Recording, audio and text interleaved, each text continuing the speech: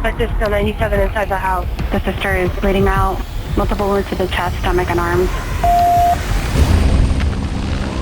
We overheard this call broadcast on the radio of a 16-year-old girl that had been stabbed by her boyfriend numerous times in front of her little sisters. So we started that way immediately.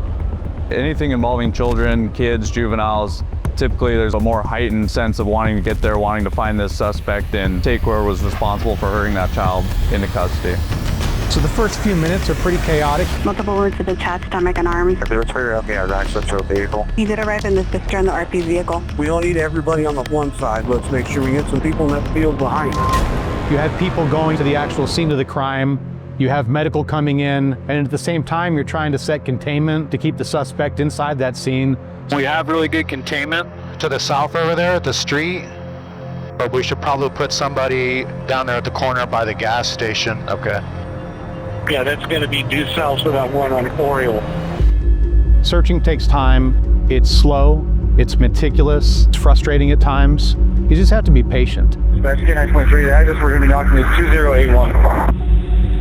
2081. As I continued my search, you have to remind yourself to be thorough. Don't pass anything up. It gets mundane doing circles over and over and over.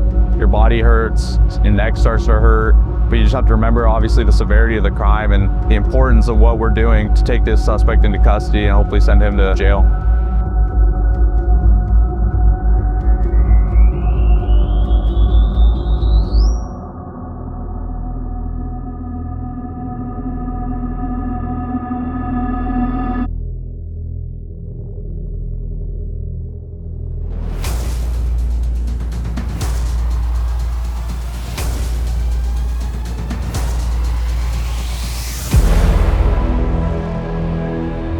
The minute I see the heat source, obviously everyone's adrenaline's up. Mine spikes back up seeing that heat source.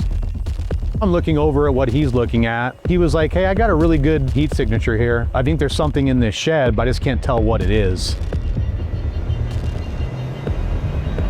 Start onto the ground units. There's going to be a red shed right off the 2-3 corner of the property.